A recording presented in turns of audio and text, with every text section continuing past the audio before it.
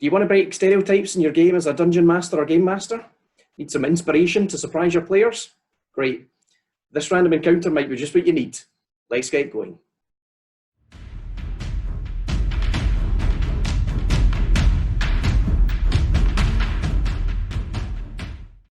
Hey, Scott here from vengersdecks.com. Hope you're doing okay. Welcome to Venger's Realm, a tavern like no other, and to the very first episode of this new podcast.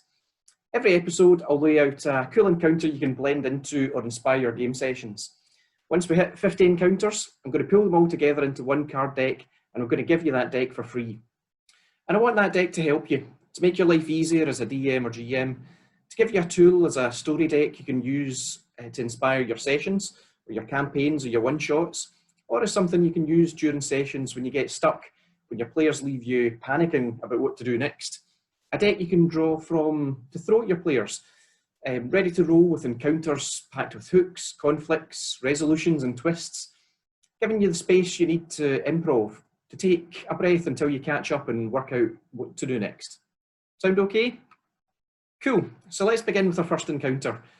First, I'll read it out, breaking it up as always with its hooks, conflicts, resolutions and twists, and then we can go into the meat of it.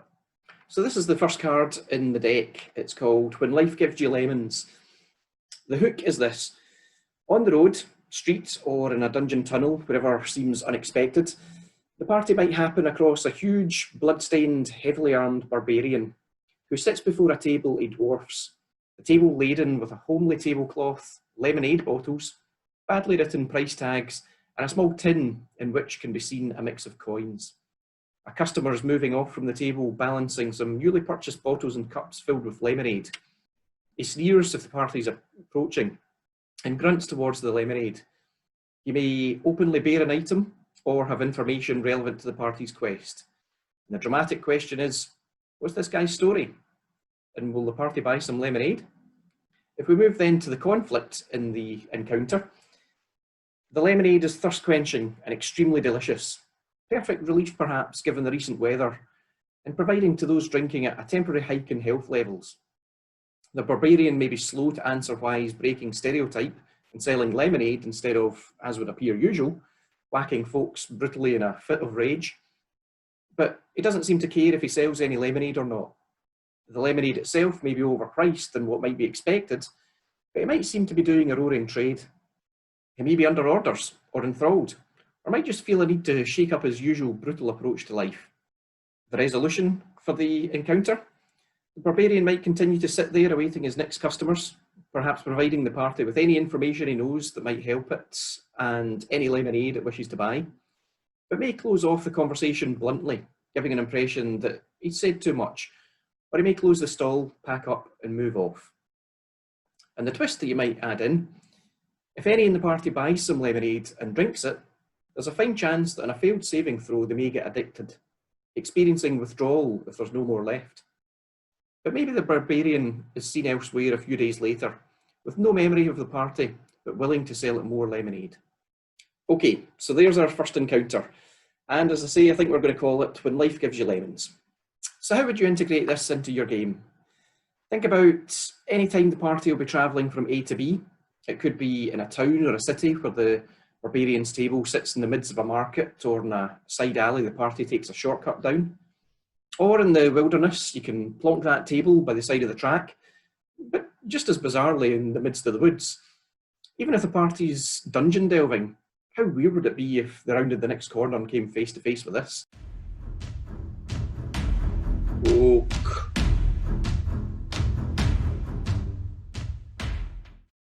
And that's the beauty of encounters like this. The presentation of it in somewhere least expected in itself will raise the player's eyebrows. All you need to think about is where the party is at the moment. And if you draw this card, this encounter, just picture this barbarian and his table in that location. Think about what his surroundings look like, smells, sounds, what the party might hear, and what he looks like as they slap eyes on him for the first time. How the encounter develops on from there will depend on how the players react, the questions they ask. They may pay little attention to it, and that's okay. But at the very least, the detail you present will suggest to them that there might be something there worth exploring. And even if they don't, and end up rushing past the encounter, You've given them something to pause about, some breathing space that allow you, as a DM or GM, a little time to catch up and think through what's next. Like, if you're presenting this encounter as a means to slow the players down, if they're rushing and you're struggling to keep up, even just present the detail and say, right guys, I'll be back in a minute, I need to pee. And then while you're gone, just have a think, a moment to steady yourself and work out what to do. And when you get back, if they engage with a barbarian, great. If they move on, great. Does that make sense?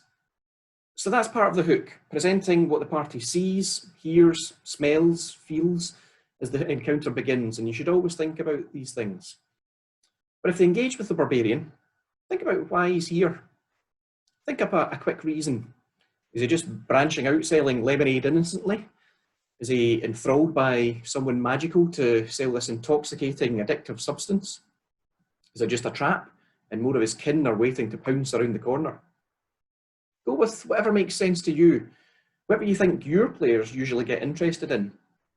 And whatever you come up with, you need to be clear in your own mind what the dramatic question in the encounter is.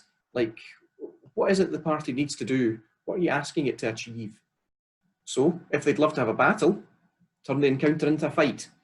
If they like weird, head-scratching conversations, have the barbarian's motivations be hard to work out.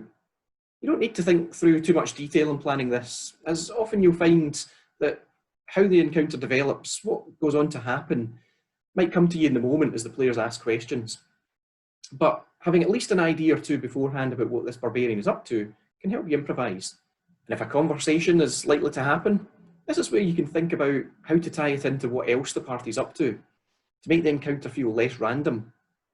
So what item are the players looking for? Who do they seek? Where are they going? What do they need to know? What are they missing? And hey, now we have a barbarian with some knowledge of all that. It might be slow to give that information out, but depending on how the conversation or the encounter goes, at least if the parties ask him something connected with what they're up to, again, you'll have something interesting and maybe even helpful to tell them. With all non-player characters they meet, you have this opportunity, this chance to move the party forward in its quest organically through its conversations, with in-game characters rather than with yourself out of game as the DM or GM, making it feel more natural and immersive. So yeah, by all means think about what he looks like, this barbarian, what interesting, memorable quirk or feature he might have, but most importantly, what's he up to? What's his motivation? What will he look to do next, even if the party doesn't engage with him? And there's your hook right there. This is what might reel the players in and encourage them to engage. And even if they don't, at the very least, it'll be something interesting to break things up a bit, to flavour your setting. Conflict. But let's say for a moment that they do engage, that they want to speak to or battle this barbarian. This is when you need to think about what's going to get in the way of the party's goals, what's going to make the encounter challenging. If it's to be a battle, think about who or what the party will face, whether anything will be at risk, like time, someone innocent, information the party needs. Is this just a distraction? Is it a setup for the party in particular, or just for anyone to be trapped? And so, during any battle, what decision will be presented to make the party think? What will make this more than just a hit point drain? What will happen during the battle? What will they see or hear or smell or feel that will make them think, geez, we need to get out of here? Or are we doing the right thing here? Or how are we going to get out of this mess? Or how can we get what we need? And if it's to be a conversation, how will it be difficult for the party to learn what the barbarian knows? What will interrupt the conversation? What questions will the barbarian ask of the party? In the hook, you've thought about what the barbarian knows. So now, how easy will it be for the party to get that information? How much lemonade will it need to buy, for example? What else will the barbarian want before he tells the party what he knows? You don't need to rehearse the conversation or write it down in advance, but instead, just focus on these big turning points in the conversation, the big stuff that might come out and how that might happen. And hey, remember that this encounter might be related to what else is happening, what the party's goals and motivations might be. But equally, It might just be there as a break, a bit of fun relief for the players. Again, that's the beauty of creating encounters. It can be presented for whatever reason you like, but always think about the players first. What kind of encounter would they squeeze the most fun out of? What would they enjoy the most? And if you don't know that yet as a new group, that's what your session zero's for. Just ask them. We can talk about that in future episodes. But for now, we have this barbarian. So, you've thought about the hook, you've come up with some conflict, something challenging. So now, what about that lemonade? Here's where you can have lots of fun, and it's tied into the twist as well a bit. My thinking here is that, of course, it's not normal lemonade. I mean, it could be, if you just want that light relief for the party. But what if there's more to it than that? What if this lemonade is addictive? What if, after drinking it, a player's character begins to feel awesome? Maybe even picking up a mechanical benefit like temporary hit points or a hike in perception skills. And the fun element you can add to this, of course, is addiction. Obviously, at your session zero, you'll be checking with your players if this kind of thing's off the table, and if this kind of thing is introduced, checking again with any affected players so that they're okay, and also that they've still got agency. But all being well, here's where you can use addiction to make things interesting. After like 24 hours, any character who's drunk the lemonade might need to make a roll to see if they're addicted. If they pass, all's okay for now, maybe. If they fail, maybe they'll experience withdrawal symptoms affecting their skills and abilities.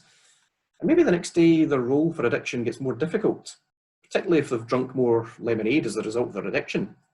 I wonder if that will just make them bitter. Sorry. Resolution. But next we'll think about the resolution, how the encounter will end. Why do we need to think about this? Well, if you don't think about how the dramatic question can be answered, how will you be able to convey to the players that the goal's been reached? They need to know what they've been asked to do. And once they've achieved this, they'll know that the encounter's been completed. They can tick that off the list. They won't be staring at each other saying, so anyway. So here, in presenting this lemonade hawking barbarian, what's the dramatic question? What do you want the party to get out of it? What will the barbarian do next? Depending on how you've set things up with a hook and conflicts, and what dramatic question you've laid out, think about what the barbarian is most likely to want to do after the party engages with them. Will they pack up and head off, perhaps capable of being followed to somewhere in particular? Will they just turn away and welcome gruffly a new customer? So just have a think about that and write a few notes to cover you so that you know how you're going to close things off. Twist. And finally, we have a twist. The card here talks about the potential of the addiction playing out after the encounter. But it's your encounter now. So is there anything other than that consequence that might arise from the party's experience with the barbarian? Was someone watching the conversation from a distance? Will the barbarian report the party's presence and whereabouts to someone? Or will there be something more about the lemonade? Is it so addictive that after a fair bit of consumption, it begins to warp the mind, to brainwash those drinking it in a way that convinces them to do something or to follow someone? As with all these encounters, there's no need to add in a twist like that. As I said earlier, maybe you just need a quick encounter to break things up. But if you'd like a little more juice, or lemonade, again, just add a little note to cover you for when you throw this at the players. And so there you go. This is only the first of 50 encounters in our new deck. This one was from me to you, and I really hope you have fun with it. Remember, you don't need to think about all this, and you can mull over as much or as little detail as makes you comfortable in presenting it. You might think, hey, let's just present the hook and see what happens. Make it up as we go along, depending on how the players react. Or you might think, nah, I don't fancy this encounter at all. And that's the beauty of building a card deck like this. If it doesn't fit, if it just doesn't take your fancy, pull it from the deck, shuffle the cards, and draw another counter that will make more sense to you or what else is happening. And so here's the thing. Now, I want to hear from you. If you use this encounter in your game, how have you spun it? How did it go down? And next, what kind of encounter would you like to see for your game? What creatures, what types of location, what cool dynamic or twist or any other thing would you like to see in this card deck. I want these encounters to be something you can use in your game right now. So think about what's coming up soon. What do you need? Let me know at Venger's Decks and we can build it right here. Meantime, this first episode is all over YouTube if you prefer visuals, so please hit subscribe and help spread the word. But it's also a podcast and you can switch to audio on Apple, Spotify, Google Podcasts and all the usual places you listen to your stuff. And again, remember, please to hit subscribe. And it's, of course, all over my socials at Venger's Decks. I'd like to thank my amazing patrons for helping me bring this podcast to life. I'm going to do that in a number of ways, as I always do. But for this podcast in particular, I want to announce that if you join me as a double-decker patron, just £10 a month to support my work and help me meet my costs for the website and so on, aside from all the other benefits I lay out, I'm going to give you as double-deckers or higher exclusive access to the digital PDF of this deck we're building as we go, just like with the exclusive patron deck we've been building together. Also, you'll get access to the transcript of each episode and direct chat with me on your special Discord channel to help you integrate these encounters into your game. As time goes on, I'll likely come up with something else, but hopefully you'll get a lot of value from that as a DM or GM. So to pick up those and all the other awesome RPG benefits I lay out to you for supporting my work, head over to patreon.com/Venger's Decks and take a look around. From the bottom of my heart, thanks so much for watching, listening, sharing, liking, subscribing. Watch out for the next episode coming soon. Thanks also for being a part of this and have a great day.